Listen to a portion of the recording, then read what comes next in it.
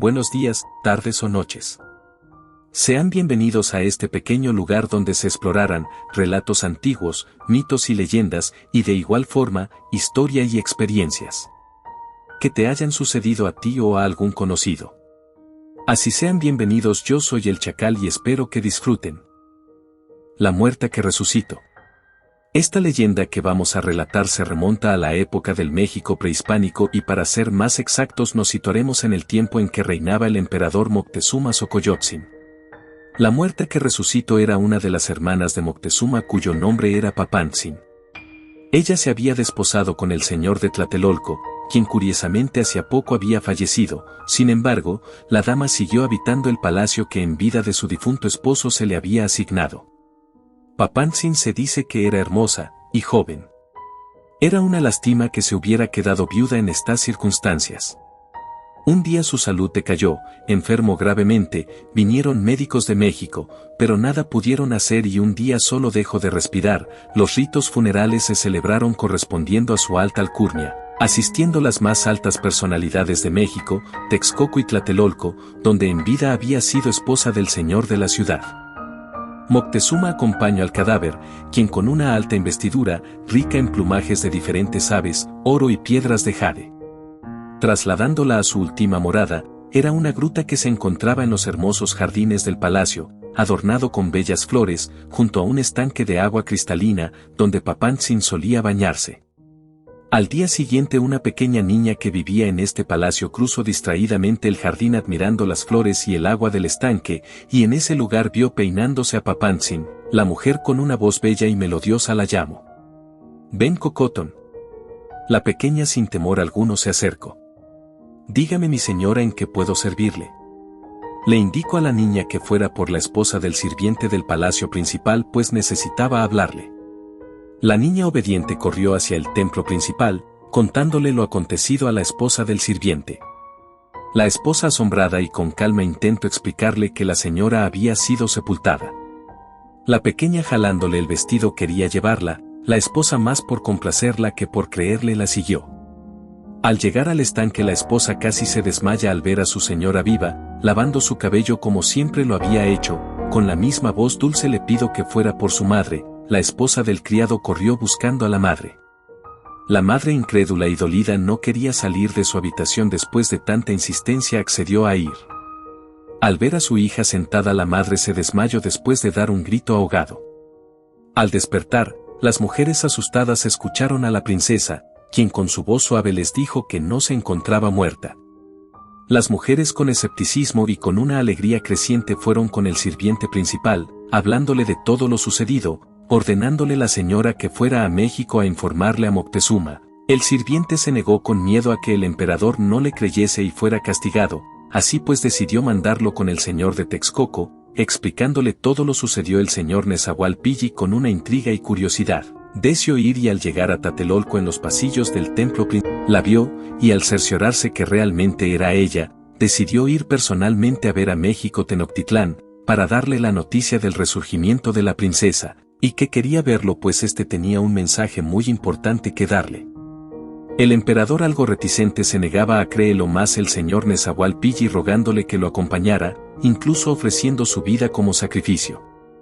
El emperador no podía siquiera creer que el mayor aliado de Texcoco mintiera, por lo que decidió acompañarlo junto con un séquito de la corte y guerreros de élite.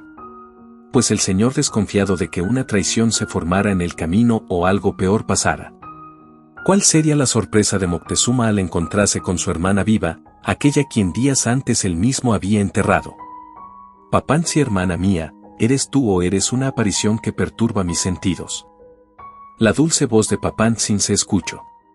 Soy yo, tu hermana, la misma a la que enteraste en los jardines de este palacio y vengo a darte un mensaje muy importante que se me ha sido revelado. Mudos de asombro los dos señores tomaron asiento en unos hermosos equipalis, cubiertos de pieles de jaguar, una vez tranquilos se dispusieron a escuchar lo que tenía que decir. Cuando caí en el profundo sueño tuve una visión. Me encontraba en un camino el cual se dividía en muchos senderos y a un costado pasaba un río con un gran caudal de agua. Al intentar cruzar el río, un joven se apareció, tenía una presencia abrumadora, Vestía una túnica blanca como la nieve de las grandes montañas y con un brillo comparable con el del sol mismo, tenía 2 alas adornadas con plumas de diferentes colores y en su frente llevaba una seña. Al decir esto Papantzin hizo la seña de la cruz con los dedos. El joven me tomó de las manos y me dijo, «Alto, no te arrojes al río de aguas turbulentas, no es tu tiempo de cruzarlo, tú aún no conoces al verdadero Dios, creador de todas las cosas, pero él sin embargo, te ama y quiere salvarte». Después de decirme eso el hombre me condujo por la orilla del río en donde se veían huesos, cráneos humanos y se llegaban a escuchar lamentos a lo lejos pidiendo compasión. Alzando la vista río arriba vi unas embarcaciones tan grandes como casas y dentro hombres que eran muy diferentes a nosotros, su piel era blanca como el papel y tenían grandes barbas, cubrían sus cabezas con cascos resplandecientes y en sus manos portaban unas banderas.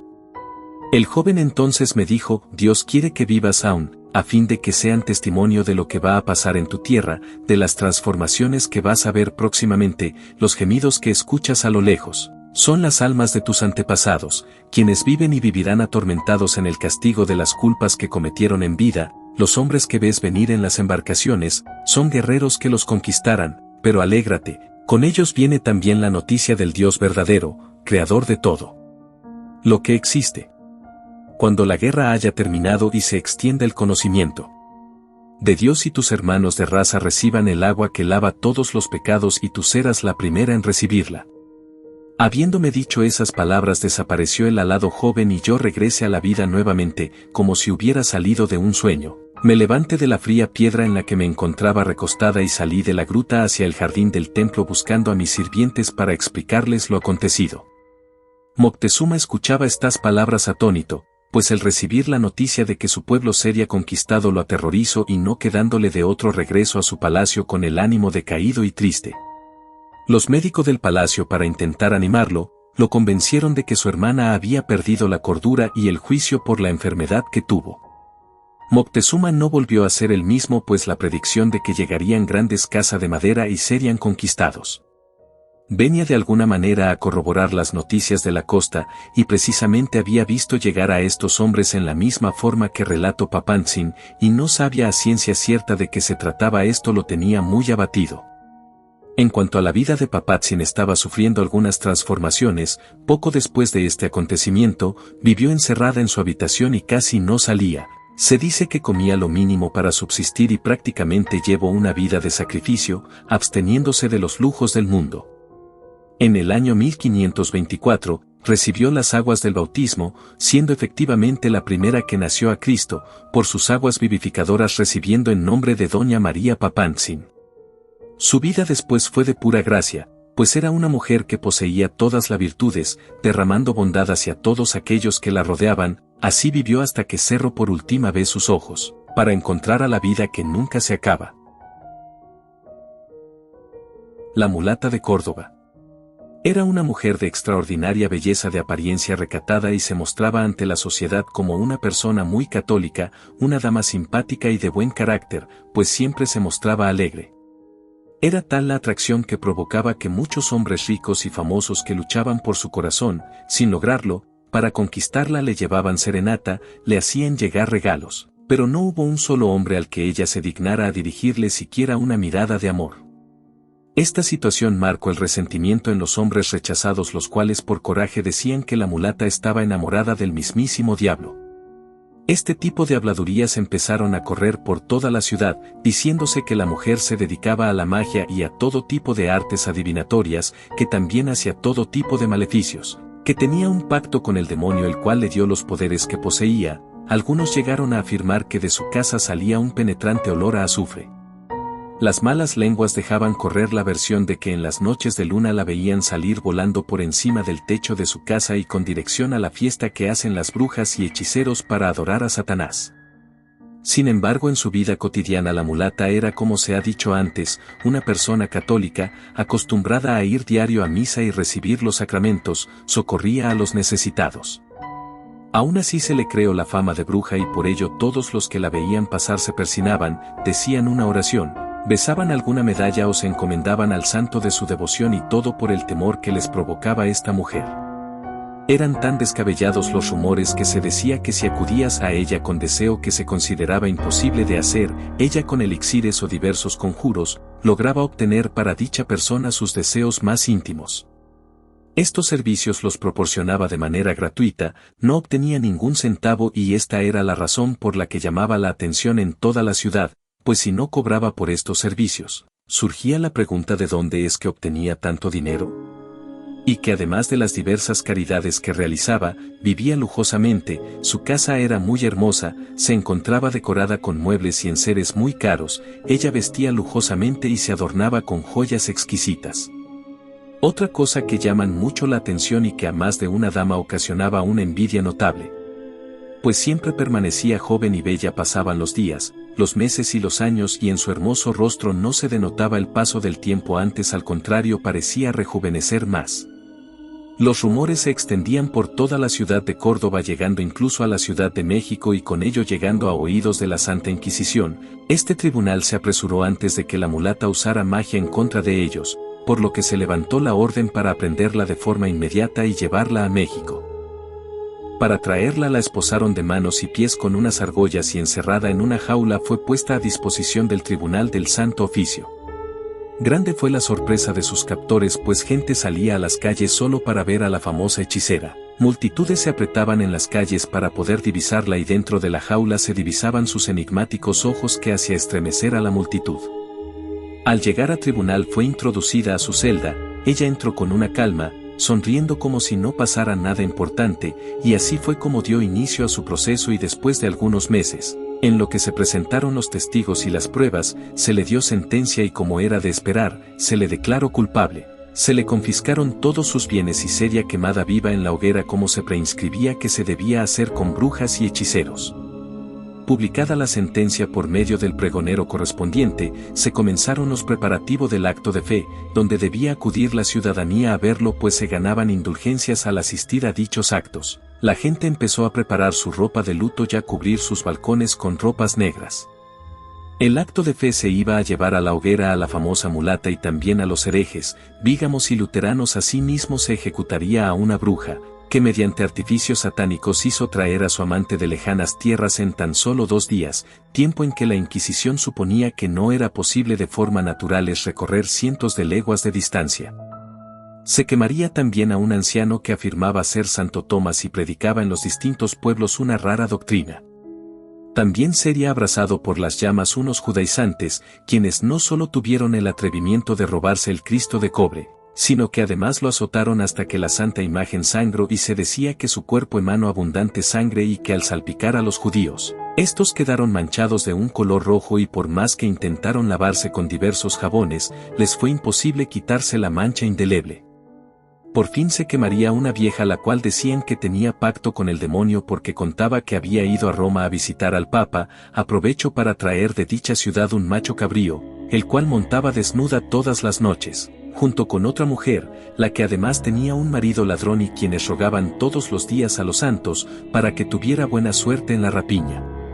Un día antes de la ejecución ocurrió algo extraordinario que llenó de asombro a toda la población. La sorpresa. La mulata de Córdoba había desaparecido de la cárcel donde se encontraba. Se dice que al entrar por la mañana el guardia de la prisión a darle su desayuno, vio a la mulata elegantemente vestida, con un traje de tela impermeable de color verde, adornado con flores, cubría su cuello con finos collares y toda la hermosa mujer olía a un perfume finísimo. La mulata recibió al carcelero con una sonrisa y le mostró amablemente un barco que ella había pintado en la pared. La perfección con el que estaba dibujado era asombrosa, sin decir más, la mulata plegó su falda dejando ver sus zapatos de suela de corcho, adornados con tiritas de plata, le hizo una reverencia al guardia y saltó con suma facilidad a la nave, desplegó sus velas, sopló un gran viento y se fue alejando, entre las sombras de la noche, hasta que la embarcación se fue perdiendo de vista y solo se lograba divisar a lo lejos la mano de la mulata, haciendo un grácil adiós, hasta que por fin se perdió en la negrura de la oscuridad, mientras que en el calabozo dejó una estela de olor a rosas frescas. El indio triste. Los acontecimientos que dieron origen a la leyenda que hoy se relataran, sucedieron en lo que hoy es la primera calle de Moneda, en el centro de México, precisamente donde se ubicaba en aquel entonces el palacio del arzobispo y que durante mucho tiempo fue conocida como la calle del Indio Triste, por los acontecimientos que vamos a relatar. El hombre a quien la gente se refería como el Indio Triste, fue en otros tiempos un indígena noble, a la vez una persona gallarda y de buena presencia, vivía con mucha esplendidez, pues poseía una casa decorada con bastante lujo e inclusive como muestra de riqueza tenía muchos criados a su servicio. Su atuendo era al estilo indígena y se ataviaba con ropas de muchos colores, decoradas además de dibujos, sus orejas las tenía adornadas con unas arracadas largas como solían utilizar los antiguos mexicanos. Encima de la boca le colgaba una larga nariguera, la que se mecía por ambas mejillas, adornaba los dedos con diversas sortijas, en brazos y tobillos le colgaban pulseras sonantes, en su cuello colgaban collares ya fueran de oro o plata, y en otras ocasiones turquesa o de caracol, su barba resaltaba el besote, pudiendo ser de oro, jade u obsidiana. Calzaba lujosísimas sandalias pintadas o bordadas, en su mano diestra llevaba un mosqueador, mientras en la mano izquierda llevaba una pipa de tabaco, la que solía saborear lentamente. Siendo como era de linaje noble hasta en casa del virrey le ofrecían honores, los caballeros rendían su gorra hasta el suelo cuando pasaba. El virrey personalmente lo traía para sentarlo en su mesa y pasaba largas horas conversando con él. Desde luego que el trasfondo de todos estos fingidos honores era el interés que escondían los gobernantes y que ocultaban detrás de estas falsas lisonjas. Este indígena recibía dinero por parte del virrey, para que los mantuviera informados sobre conjuras o levantamientos indígenas, pues en estos tiempos no se había logrado todavía la conversión al cristianismo de los indígenas. Muchos de ellos seguían adorando a sus antiguos dioses y para lograr esto, se valían de templos ocultos en los cerros o en cuevas, incluso dentro de los mismos altares de los atrios de la iglesia, donde solían ocultar a sus ídolos, por debajo de cruces y así simulaban rezar devotamente, cuando en realidad adoraban a sus falsos dioses de piedra. Otros planeaban conjuraciones y levantamientos para sacudir el yugo de los españoles. Siendo pues el Indio Triste un indígena noble, tenía cabida en todas las casas y lugares y de esta manera espiaba a sus hermanos de raza quienes inocentemente lo recibían con muchos honores y no dudaban en contarle sus secretos sobre algún adoratorio oculto o alguna conjuración contra el gobierno. Así, más tardaba el hombre en enterarse de estos secretos que en ir a contárselos al virrey, para que acudieran los soldados prestos a destruir a los falsos dioses que adoraban los indios y abortar las conjuraciones que éstos tramaban. Así en el acto eran descubiertos los ídolos escondidos y los pobres indios azotados sin misericordia, mientras que el traidor vivía feliz, entregado a diversos placeres, sin importarle el sufrimiento de sus hermanos indígenas. Este personaje no entendía otra cosa más que de comer, concentrado sus sentidos totalmente al placer, disfrutaba de banquetes, fiestas, entregado a la bebida, ya que fuera pulque o finos vinos españoles y en los brazos de mujeres hermosas, pagándoles abundante por su placer. Aparte de informar al virrey de lo que sabía, no tenía este sujeto otra preocupación en la vida más que la de gozar de todos los placeres que se pudieran poner a su alcance. Sin embargo, el muy hipócrita se mostraba muy católico en público, acudía a todas las iglesias y capillas, para que viesen que era muy devoto. Sin embargo, el falso hombre tenía en su casa escondidas detrás de las imágenes benditas, ídolos de piedra, de oro fundido a los cuales adoraba a escondidas. Aparentaba hincarse para rezarles a diversos santos, pero lo cierto es que dentro de esas imágenes ocultaban también ídolos y así lograba disfrazar su grosera idolatría, llevaba a cabo en su casa ceremonias idolatras, mientras que en los ojos de la gente se mostraba como católico ferviente. Obviamente, una persona que vive hundida en el fango de los falsos placeres, deteriora su inteligencia y acaba por sustraer el buen entendimiento de las cosas. Tanta fue la vida de lujos y placeres de este hombre, que acabaron deteriorando su memoria, y por lo mismo olvidó su misión de informarles al virrey sobre las actividades de sus hermanos. Así un día se organizó una terrible rebelión, cuyo fin principal era ponerse en armas contra los españoles de todo el reino y no dejar a uno vivo. Hombres, mujeres, niños y ancianos, para volver a restablecer el antiguo imperio como en los tiempos de Moctezuma. La conjuración era de tanta importancia que ya habían salido emisarios indígenas a todos los rumbos del país para atraer a sus hermanos a la rebelión. Mientras todo ocurría, el indio triste vivía embriagado todo el día, embobado en todos los placeres posibles, y por lo mismo no se enteró de los terribles acontecimientos que se sucedían a su alrededor. El virrey logró enterarse de estas situaciones por pura casualidad y desde luego por parte de otro informador. Así pues, cayeron sigilosamente contra los conspiradores, un ejército de soldados e hicieron una gran carnicería, en lugares remotos se sucedieron algunas batallas, se derramó desgraciadamente mucha sangre, pero por fin fue controlada la situación por parte del gobierno de la Nueva España y quedó atrás el peligro de la rebelión. Pese a la tranquilidad que produjo al virrey haber controlado la situación, estaba sumamente enojado por la trascendencia que este problema pudo tener, y también le tenían molesto el hecho de no haberse enterado a tiempo, pues le habían fallado su informador.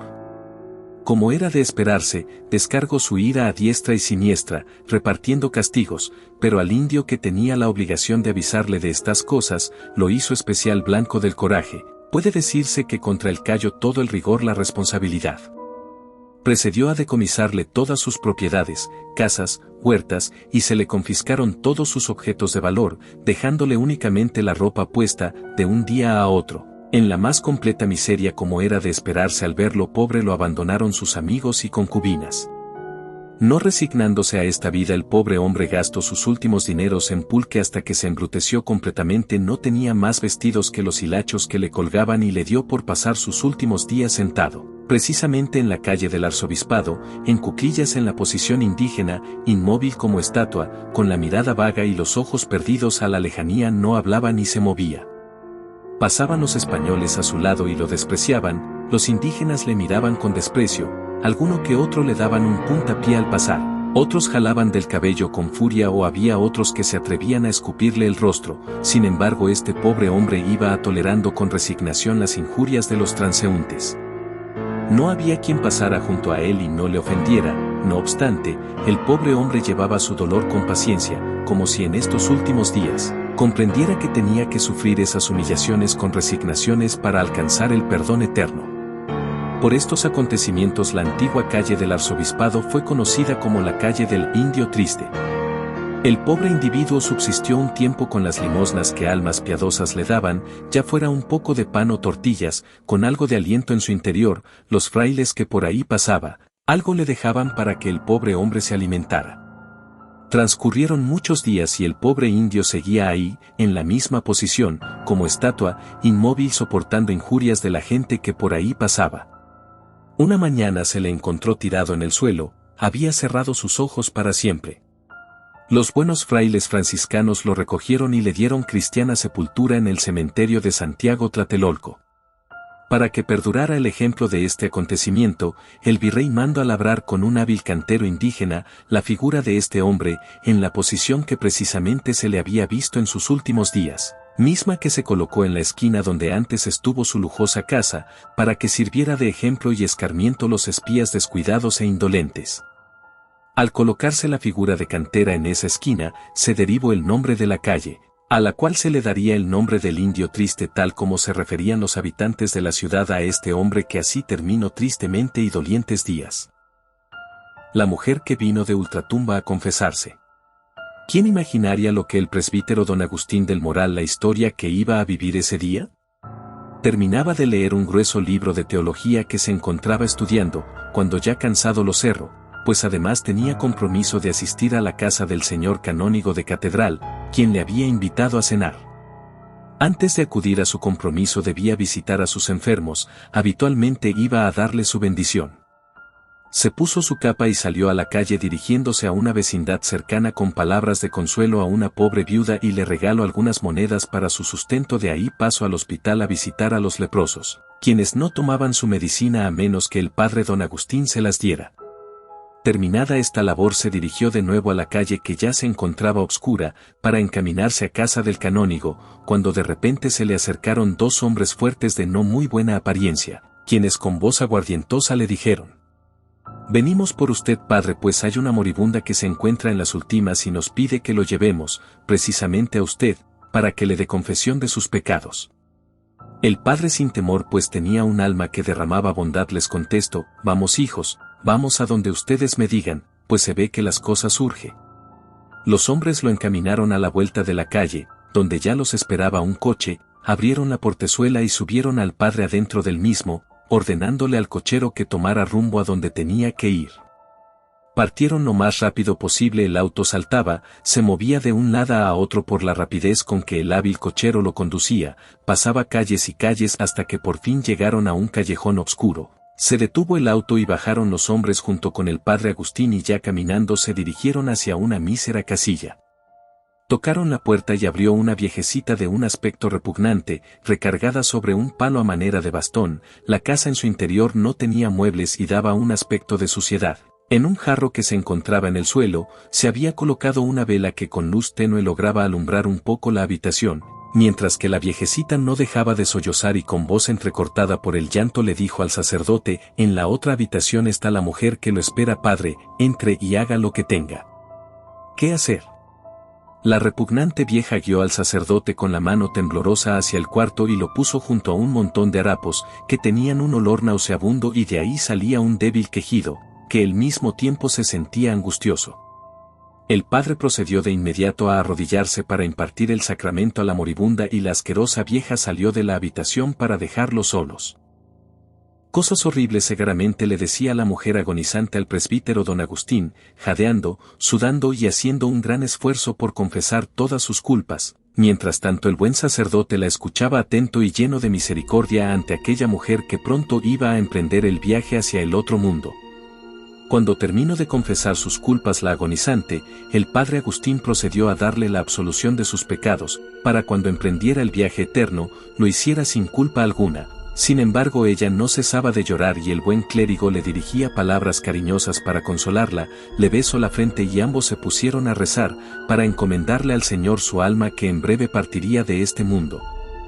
El llanto de la mujer fue perdiendo fuerza, hasta que se oía como un débil quejido y el buen sacerdote sufría dolor enorme en el corazón ante tal escena, hasta que por fin la mujer soltó un grito desgarrador y el sacerdote, al alumbrarse con la vela, vio que la dama acababa de morir. Pudo cerciorarse del rostro fino, delicado como el marfil, del que todavía rodaban algunas lágrimas por sus mejillas, para perderse en su enorme cabellera rubia, la que se recargaba sobre trapos pestilentes en los cuales yacían. Corrió presuroso don Agustín hacia el otro cuarto en busca de la vieja, pero la habitación estaba sola, gritó a viva voz a la anciana, pero nadie le respondía, tampoco se hallaban ahí los hombres que le habían conducido. Asombrado salió a la calle en busca del carruaje, pero este tampoco estaba.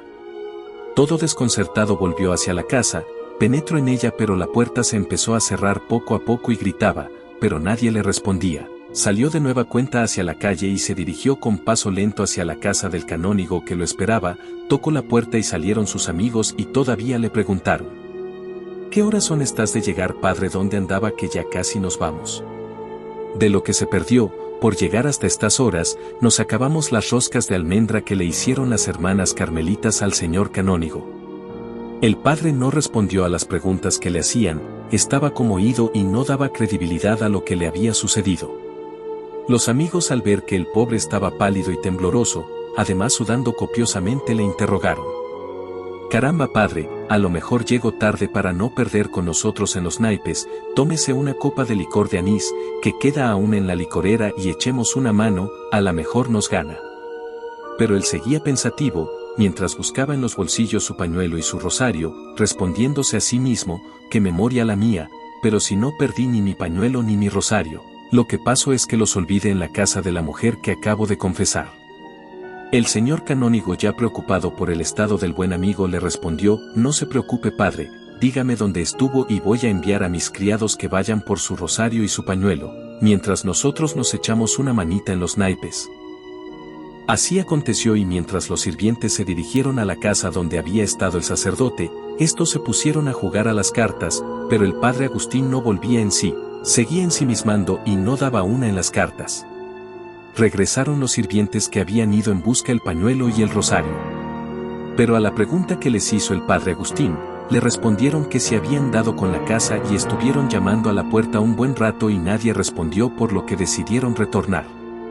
El padre del Moral insistió en que quizá había ido a otra casa, por lo que les volvió a repetir santo y seña del domicilio a donde encaminarse. Los criados volvieron a partir, regresando al rato con la misma noticia, que se habían dado con la casa, pero que ésta se encontraba cerrada, que estuvieron tocando la puerta, pero nadie les respondió. El señor canónigo y los demás amigos se encontraban en la tertulia, empezaron a burlarse del padre, pero él les aseguraba que acababa de hacer una confesión en esa casa y que no estaba loco, y para probarlo, invitaba a todos los presentes, al día siguiente, temprano en la mañana, a que acudieran a ese sitio, donde él había estado confesando a una mujer. Que había relatado cosas horribles, pero obviamente por el secreto de confesión estaba imposibilitado a platicárselas. Como lo acordaron al día siguiente muy en la mañana, se reunieron todos los hombres en el callejón, formado por casas miserables, abandonadas y sucio. La hierba crecía por doquier y en una de las esquinas se encontraba la imagen de una virgen, labrada en cantera, peor de color verde por efecto de la humedad y la misma que el padre reconoció de inmediato dirigiendo su mirada hacia el fondo dijo estas palabras, este es el sitio. Se detuvieron todos ante una casa chica en la que se miraba a simple vista el estrago de los años, pues ya tenía grietas enormes.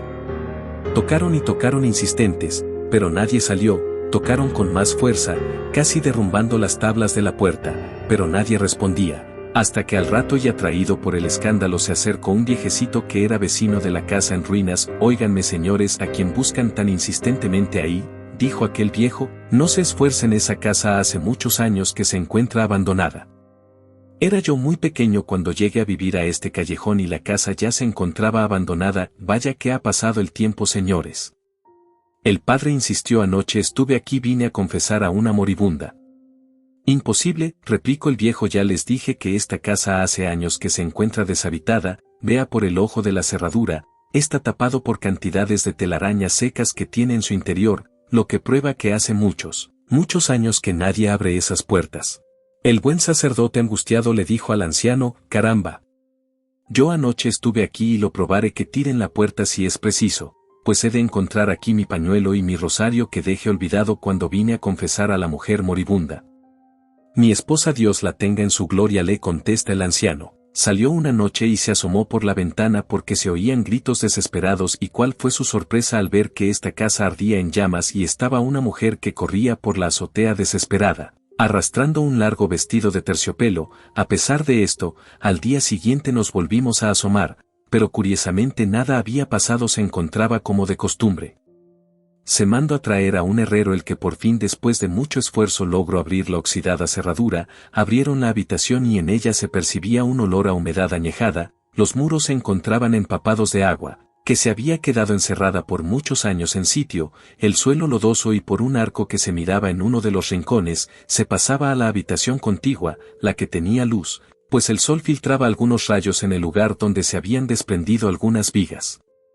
Entraron en la derruida habitación y cuál sería la sorpresa de todos, a tiempo que emitían un grito de asombro, se quedaron sorprendidos cuando vieron en el suelo el pañuelo blanco y rosario del padre Agustín. Miren.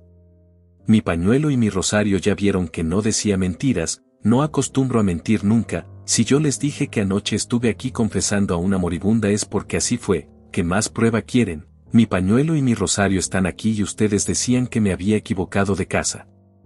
En un rincón del cuarto se hallaban en el piso unos hilachos negros y en la tierra removida se asomaba un fragmento de terciopelo, con algunos hilillos de plata, ya oxidada por los años.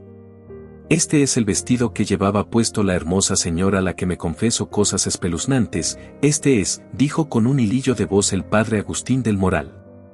Los ahí presentes escarbaron un poco de tierra y encontraron un esqueleto amarillo ya por los años, envuelto en pedazos de terciopelo bordado. El cráneo aún conservaba una diadema de brillantes, que al recibir la luz del sol, emitió chispas como de alegría. La corona de gemas que tenía la mujer, cuyos diamantes ardían a la luz de la vela cuando la confesaba. Sí, confesé a una muerta, vino de la muerte, con permiso del Señor, para purificar sus espantosos pecados, aquellas cosas que oí y me dejaron horrorizado. Todos los presentes temblaban mudos del asombro, sus rostros desencajados, pálidos ante tal sorpresa. El padre Agustín empezó de repente a reírse a carcajadas mientras que arrojaba espuma por la boca, se había vuelto loco. Confesé a una muerta. Y en tanto esto sucedía, una puerta del interior de la casa se empezó a abrirse y cerrarse al ritmo de la risa agónica del padre. Estas historias, como ya las han oído, representa al México antiguo junto con sus antiguas creencias y tradiciones, al igual que problemas sociales. Espero que les haya gustado. Me gustaría recibir su apoyo para continuar con más historias y desde luego leer sus historias y experiencias en el ámbito paranormal. Así sin más. Les deseo unos buenos días, tardes o noches. Yo soy el Chacal y nos vemos en la próxima.